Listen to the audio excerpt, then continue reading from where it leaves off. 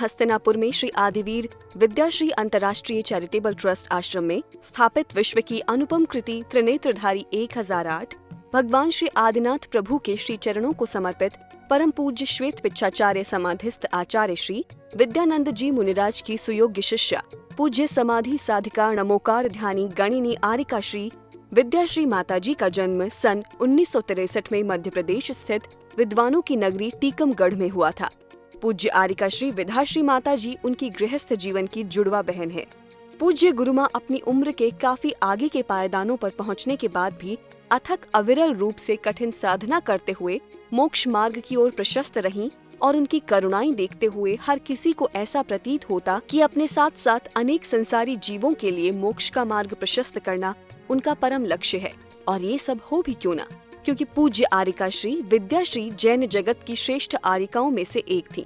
तभी तो इनकी धर्म के प्रति निष्ठा और समर्पण को देखकर कालांतर में इन्हें पूज्य राष्ट्र संत आचार्य श्री विद्यानंद जी महाराज ने गणिनी पद से विभूषित किया। उम्र बढ़ने के साथ ही पूज्य आरिका श्री का शरीर शिथिल होने लगा और लगातार स्वास्थ्य में गिरावट होने के फलस्वरूप 8 मई 2021 को अपने नश्वर शरीर का ममत्व त्यागते हुए पूज्य गुरुमां ने जीवन की अंतिम बेला में आधि व्याधि और उपाधि से मुक्त होकर शांत भाव से इस नश्वर जगत का परित्याग कर दिया।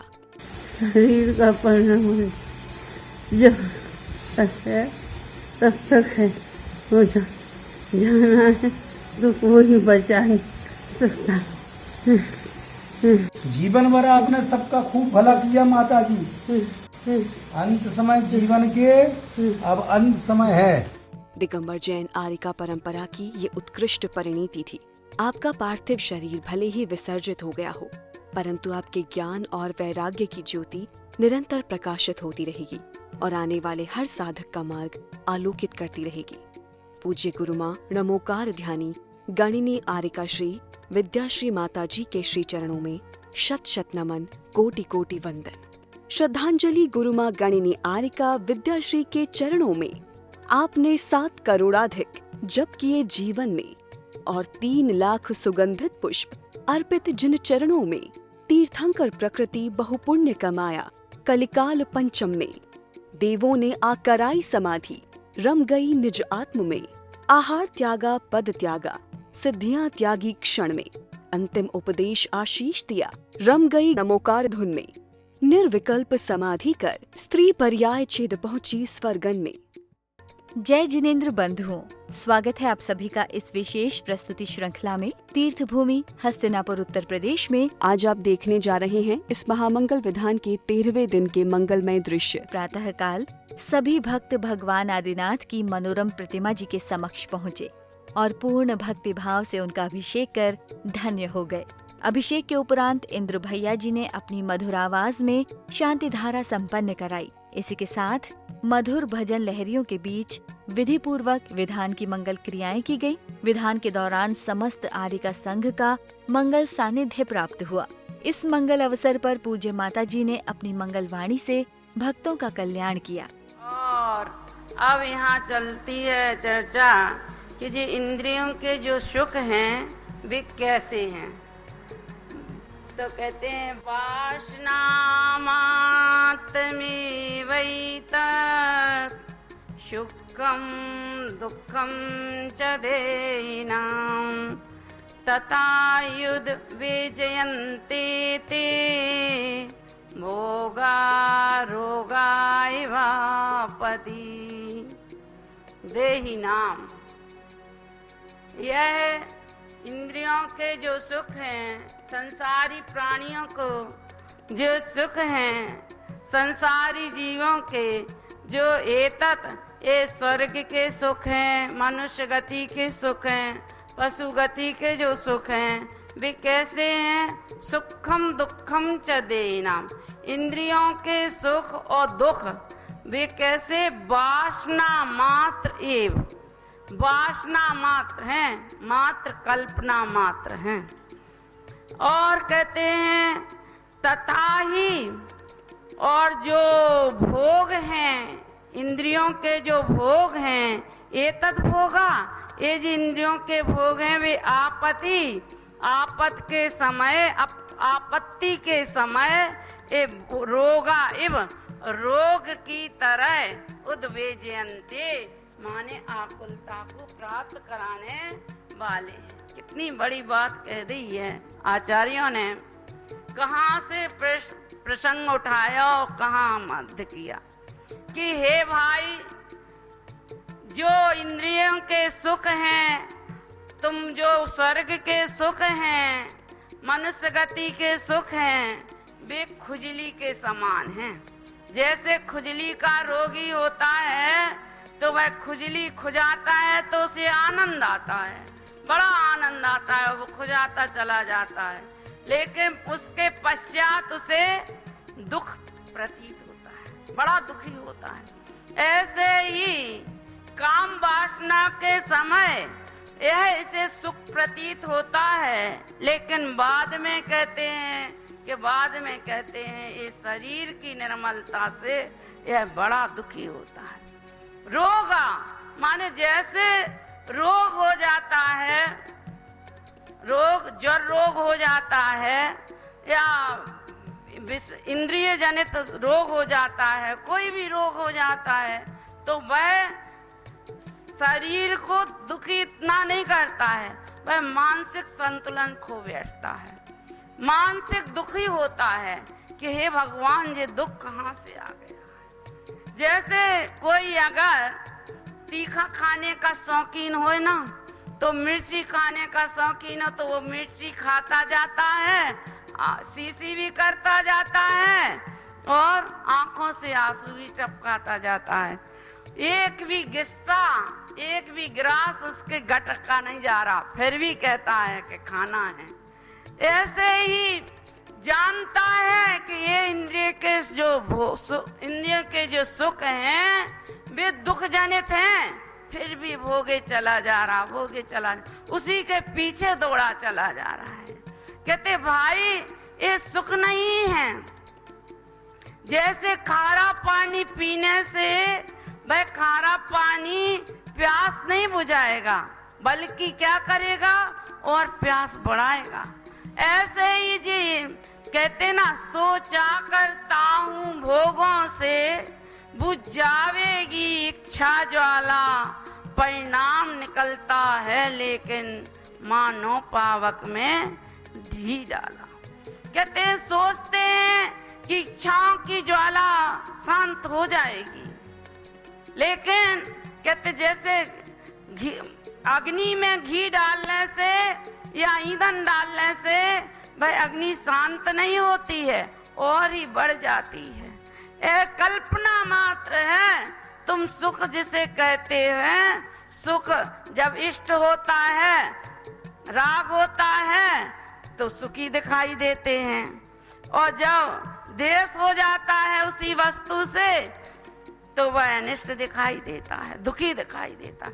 जब इच्छा की पूर्ति होती है तो कहते हैं बड़ा अच्छा है, राग होता है तो वह इच्छा की पूर्ति होती है तो वह सुखी महसूस करता है, और जब इच्छा की पूर्ति नहीं हो पाती है तो वह दुखी अनुभव करता है। लेकिन सुख दुख वास्तव में ये भोगों की जितनी भी सामग्री हैं वे अचेतन हैं, जड़ हैं, इनमें सुख दुख नहीं है। मान रखा है, कल्पना कर रखी है कि ये सुख दुख है। कहते ये गलत संस्कारों के कारण हमने ऐसा मान रखा है कि ये सुख दुख हमारे जीवन के साथी हैं, लेकिन ये कोई साथी नहीं है। कहते हैं वासना मात्र में वही तत्, ये तो कल्पना मात्र है। भोगा रोगा एवापदी, ये भोग जितने भोगते जाओगे और ही इच्छाएं बढ़ती जाएंगी, उतनी इच्छाओं को उत्पन्न करता जाएगा। जैसे कोई कमाने वाला हो, दुकानदार हो, और वह अगर उसे पैसा की आमदनी दिख रही हो तो ना उसे भूख दिखती है और ना प्यास दिखती है। वह उसे ना भूख ना प्यास और ना वो, बस उसे तो ग्राहक दिखता है। अगर कह दें कि भाई एक आसन कर लो, व्रत चल रहे हैं, भादों का महीना है, कुछ कर लो कि भैया मेरे से नहीं सदता है, मुझे तो भूख लगती है। और जब ग्राहक आता है तब तो कहते भूख प्यास सब में समाप्त हो जाती है। और यदि कदाचित किंचित टोटा लग जाए उसे, तो अगर उसे स्वागत भी करा जाए, रसगुल्ला भी खिलाया जाए, लड्डू भी खिलाया जाए, लेकिन उसे भाता नहीं है, कैसा वह उसे अच्छा नहीं लगता है। कहते हैं कि ऐसे ही ये जो इंद्रियों के सुख हैं, भोग हैं, वे वास्तव में सुख नहीं है।